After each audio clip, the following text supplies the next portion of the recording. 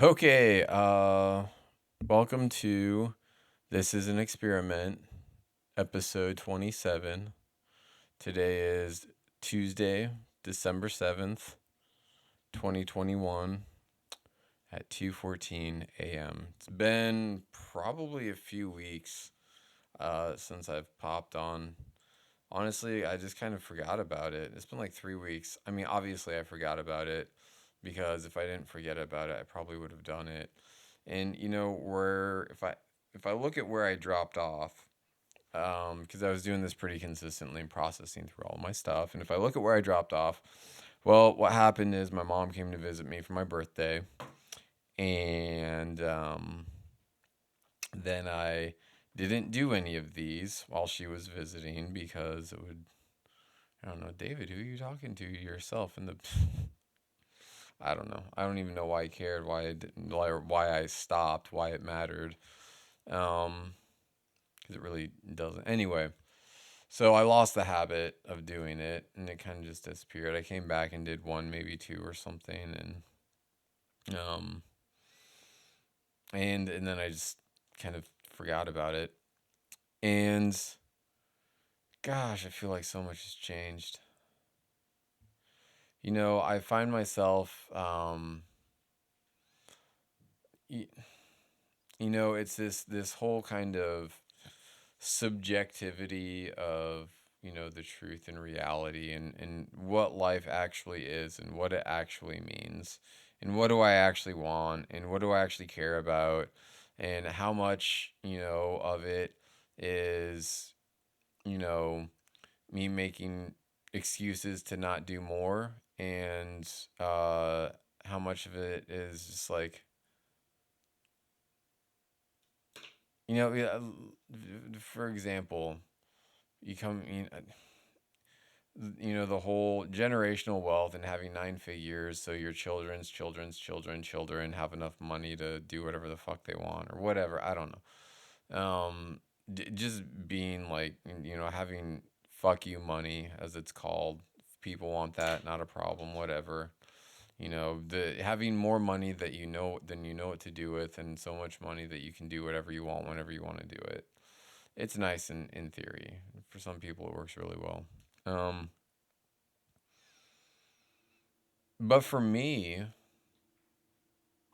this like, do I even want that? Here's the thing with generational wealth is it only really matters if you have generations follow you.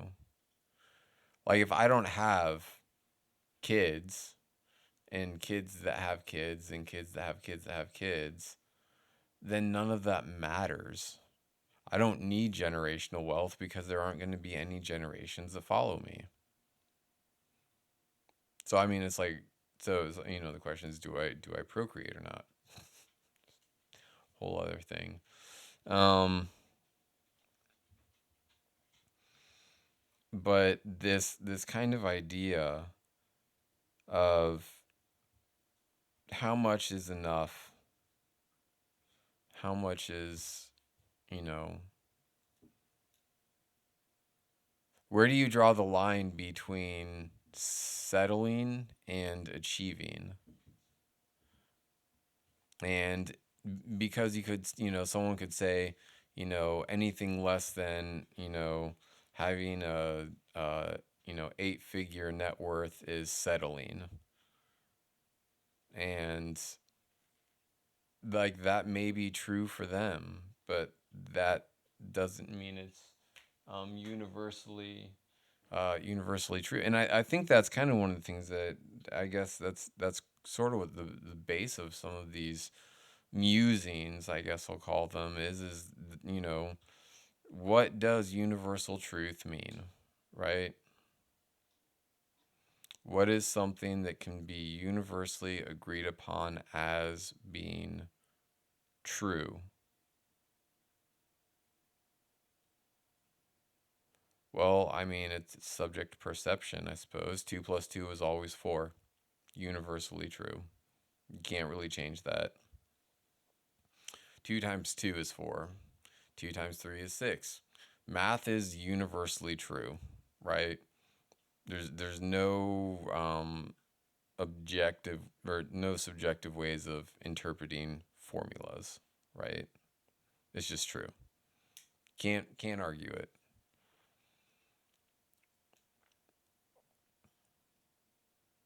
I mean, I think that's why science is so appealing in a certain way, is it's like it gives you the ability to be like, this is true or it's not true. It gives you the ability to put subjectivity into objectivity.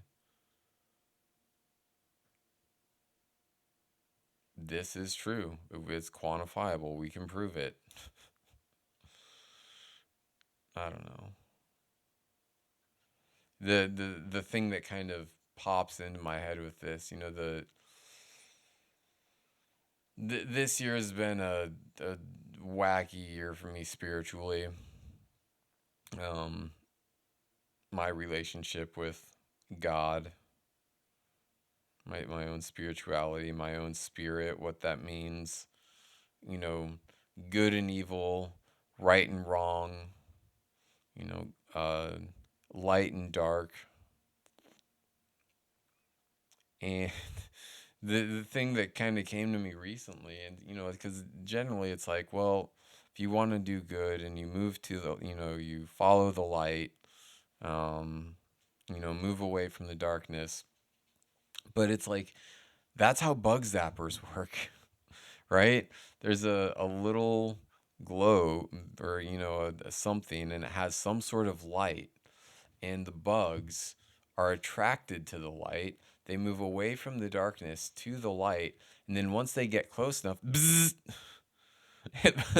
the light kills the mosquitoes and the flies that are sucking your blood and poisoning your food. And so it's like, you know, who's to say that the light is good and the dark is evil? Who's to say? I don't know. Like when did that become determined? When was that belief created? When was that association between light is good and dark is bad? Light is holy and dark is evil.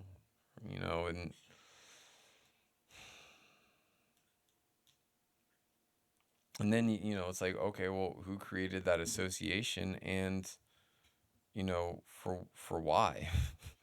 Well, sure, there's the Bible. In the beginning, there was nothing, and then there was light, right? Light was the beginning of life. Sure, I can see that. I've never studied the Bible, but I think that's in there somewhere.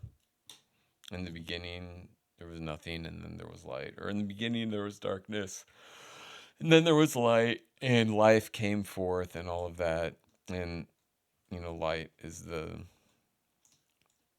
source. But again, again, this is based on what? Who wrote that? Like, were those literal words that came out of the mouth of Jesus? Was it words that came from some dude that followed Jesus? Were they words that were written by the son of a son of the daughter of the son of a guy or gal that followed Jesus? Was it some translator in a king's court?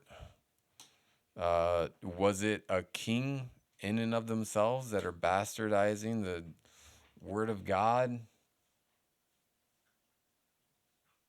It's like, and then even even when you know that, how do you fight it? How do you undo all these programs? Generational, evolutionary beliefs. Do you want to?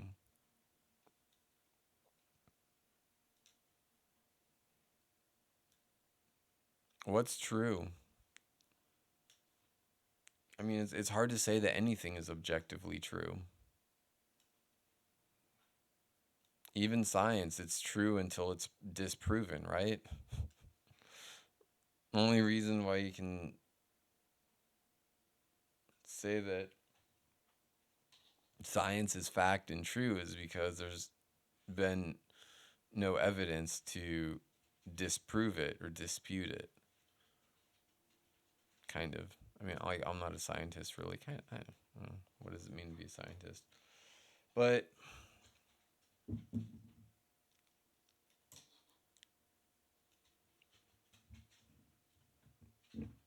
all of that to say,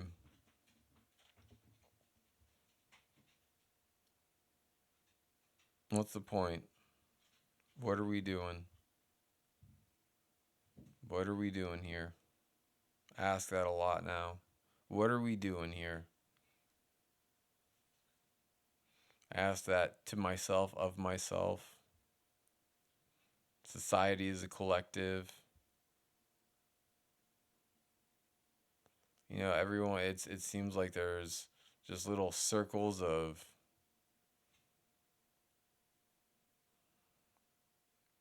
It's almost like there is that kind of tribal aspect, so to say.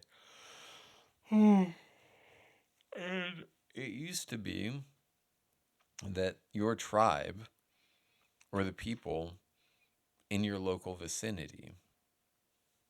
But now, uh, localization has basically become obsolete.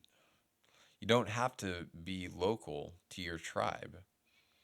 You can have a tribe of 50 people that are scattered all across the world so long as they can come together in one single place on the internet.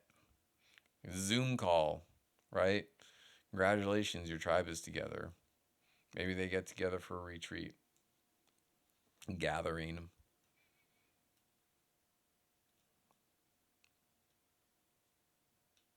a meeting.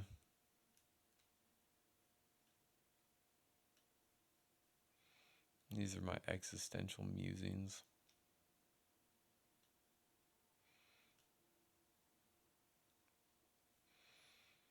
Part of me is, I'm 34 now, and part of me is in that place of like, my life's just starting. It's just starting.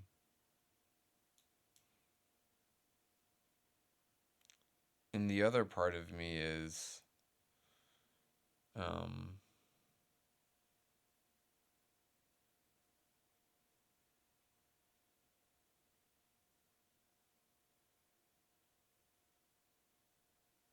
it's succumbing to that kind of like finiteness of life. I mean, I've accepted my own death at this point.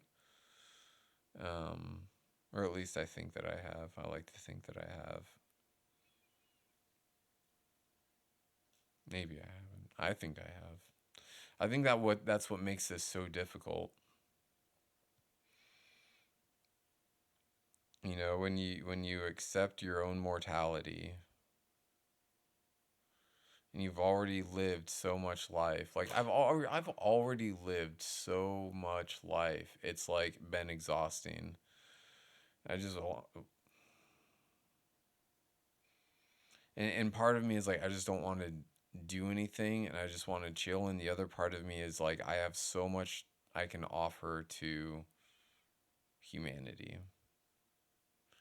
And I'm stuck in the middle right now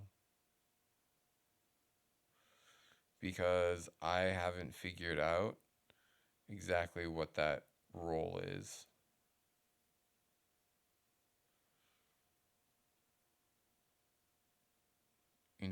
What's your purpose? Well, your purpose is to be the best version of yourself that you can be.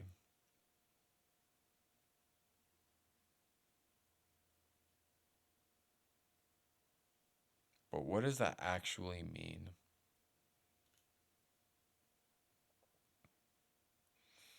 It seems obvious, right? To live up to your full potential. I guess. What does that mean to live up to your full potential? Well, you do as much work as possible in as short of time as possible to grow as fast as possible.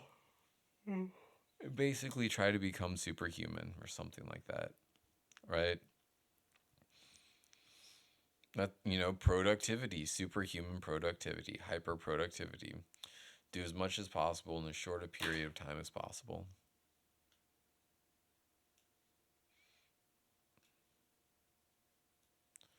And I remember listening to a podcast from, oh, what's his name?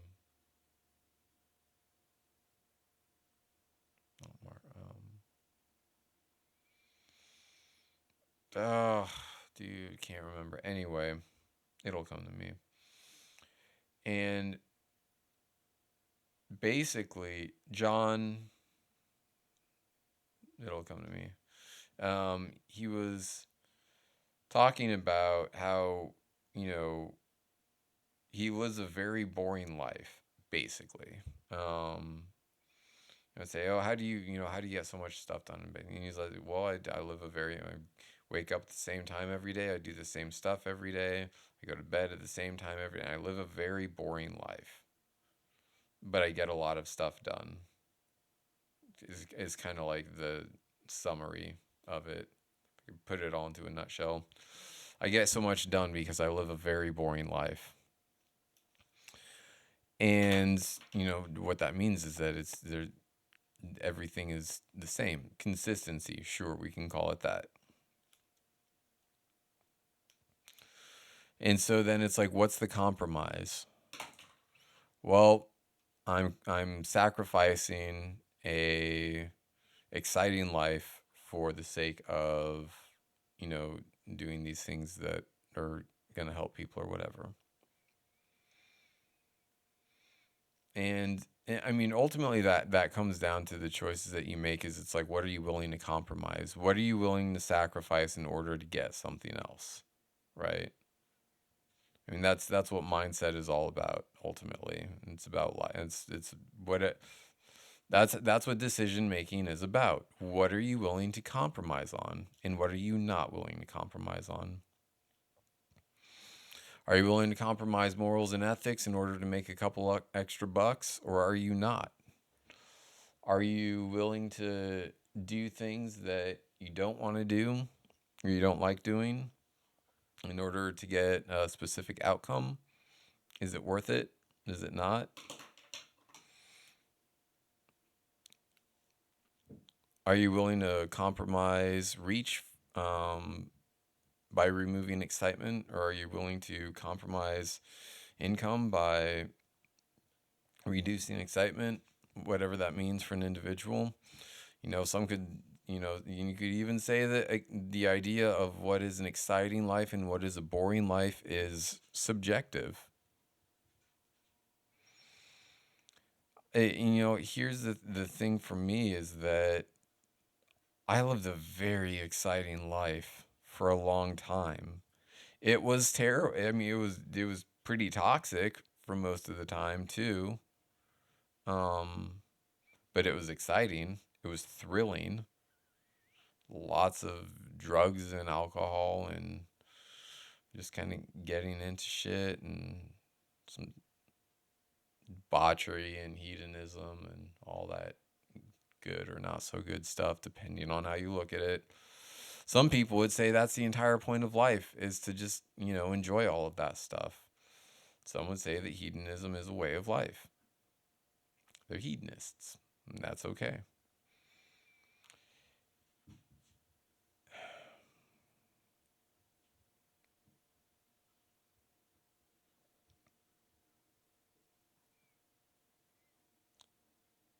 And it seems that every day I get more and more clear, while simultaneously being less clear about what matters and what I want.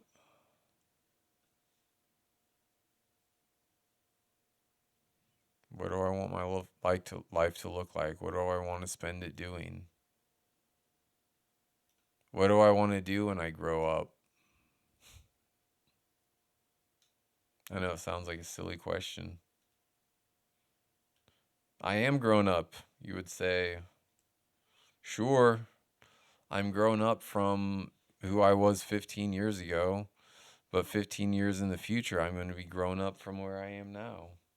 I haven't reached my final, you know, destination. I think that's the a real difficulty is that you spend most of your life thinking that by the time you hit a certain age or you hit a certain plateau or you do a certain thing, that's your landing pad and you stay there. And that you have to like find your landing pad and stay there.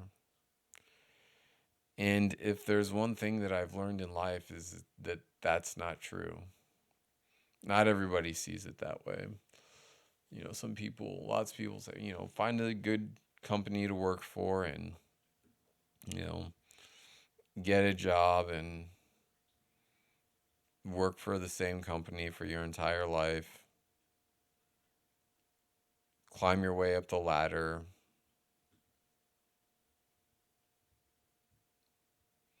Stephen Covey says, this is one of my favorite quotes, problem with climbing the ladder to success is you can get to the top and realize it's leaning against the wrong wall. It's true.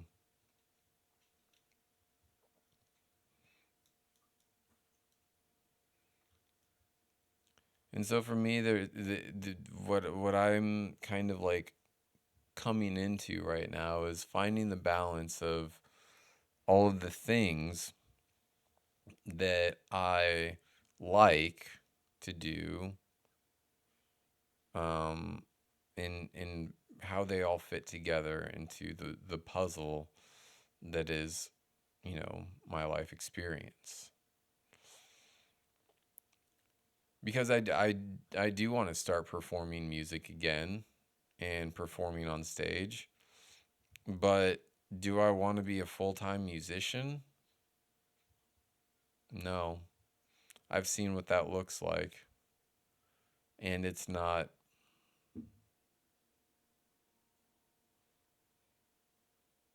what I want, you know. Do I want to run live sound all the time? Have a full-time job running live sound? Not particularly. No.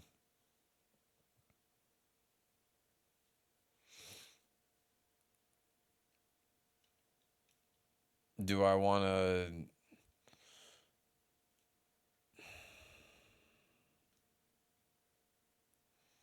I don't even want to really work in music.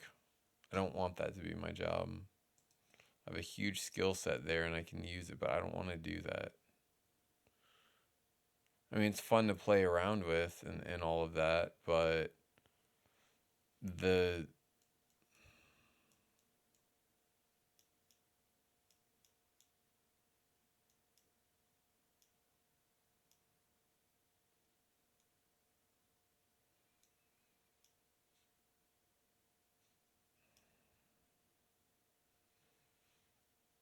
I don't I just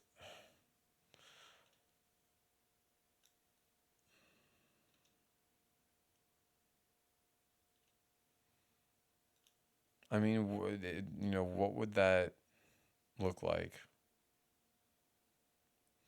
That's the question that I've been kind of like using to prompt myself. What do I think was gonna happen? Or I would say, I would ask it to myself. What do you think is gonna happen? What do you think is gonna happen if you dot dot dot? What do you think is gonna happen if you go back to working sound full time? Like you probably have some idea of what that is floating around in your head, but what do you actually think is gonna happen if you do that? And then you start to answer, well, and probably it's like, well, so let's run with this example. What do you think is gonna happen if you get back and running sound full time? Well, I'll make money and I'll feel comfortable again, but I'll you know, I'd like to, what I think would happen ultimately this is what happens is you're confronted with the dissonance that is in what you think would, because, well, what I think would happen is, I'll have a steady job and I'll make money again and I'll, be able to enjoy work because I'm around, music and all of this stuff. And then it's like, but I'm gonna be in a bar until like 2:30 in the morning. Do I like that's also gonna happen. Do you really want that? Not really. And try to convince yourself that, yeah, I guess I could, I could do that, but I don't want to. What do you think is gonna happen? So I want something bigger. And it's like the disjoint for me is that I'm basically,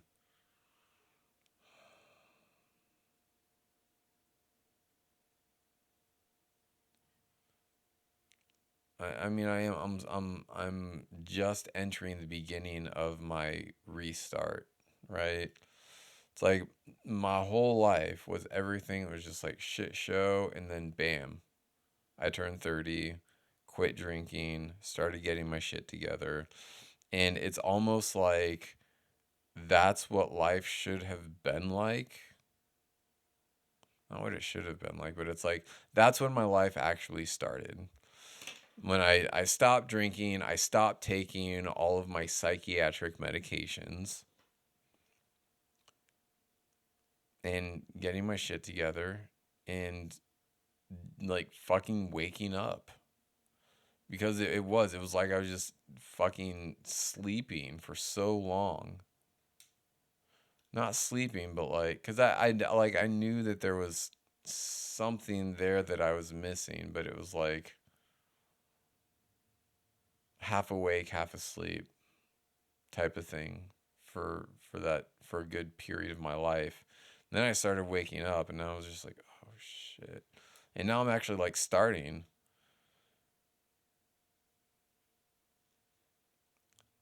and it's so difficult for me to not compare my journey to anything. Constantly comparing. One of the things that I've identified is where you start to compare is where your insecurities lie, right? If you're observing someone, if you're sizing someone up in some particular thing, you're comparing. And when you start comparing, that means you're insecure about something.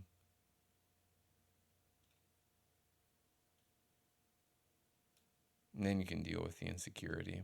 Sure. You see a guy with a chiseled jawline, and I'm like, oh, I don't have that. And chiseled jawlines are like, textbook attractiveness or whatever, textbook beauty in men. It's like, well, I'm insecure about my physical appearance because I don't have a chiseled jawline, which is stupid. I mean, not stupid, but it doesn't, like, it's not helpful.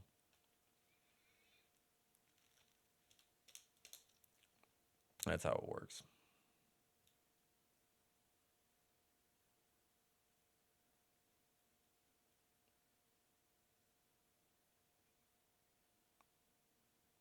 Yeah, I'm really just in a place of very deep reflection.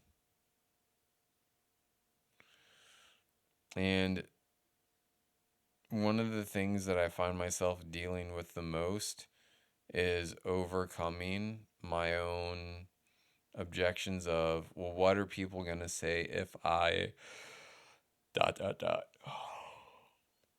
What are people going to think if I dot dot dot? What are people going to think if I decide to stop coaching, or if I decide to go back to school, or I decide that I want to work somewhere else, or I decide that I want to do this or that or whatever. Um, what are people going to think? And, of course, the answer to that question is, well, why the fuck does it matter? Or rather, it doesn't matter. What are people going to think if dot dot dot? It's like, it doesn't matter what people think. You have to just, you know your journey.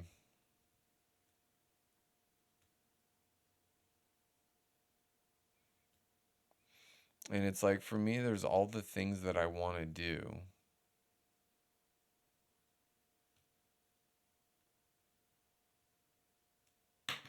But I'm coming, like, I'm coming up against limitations.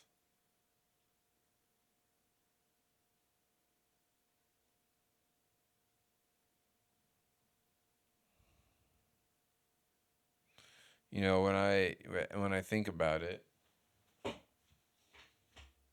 when I was doing my best, I had a full blown support system. I built out an entire support system. And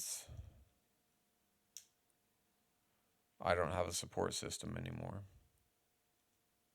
So it's no surprise that things aren't flowing as smoothly.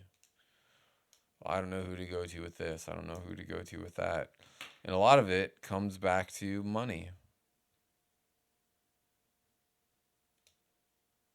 right? A support system costs money.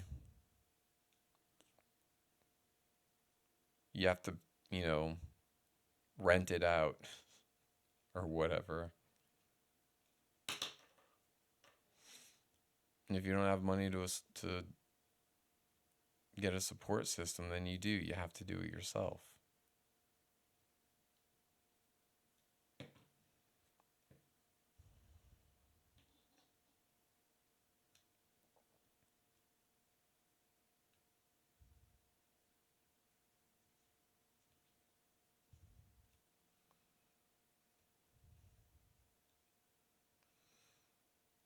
I think that's kind of been the challenge of this year is, I was able to really thrive when I had a support system. And when I had to do it all by myself, things fell apart really quick.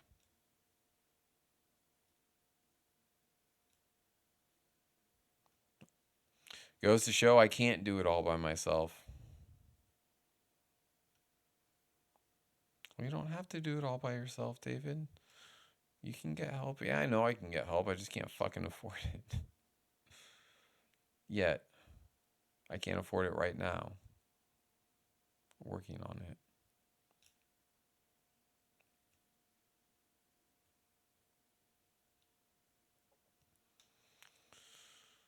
Last couple of years have been a really good lesson about money.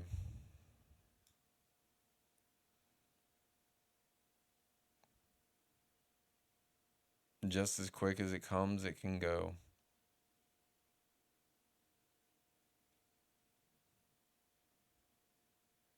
About people. Just as soon as they arrive, they may leave. About lessons. Just as soon as they are learned, they can be forgotten.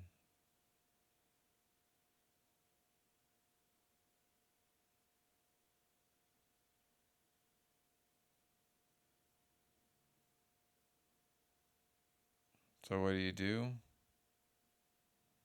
Your best. Hope that it's good enough. And if it's not, do better next time. It's the most you can do, it's the best you can do. All right. I think that's a good note to leave it off on. So an experiment, episode 28. I say 27 at the beginning of this. 28. Episode 28. Tuesday, December 7th, 2021. It's 2:49 a.m. Peace out.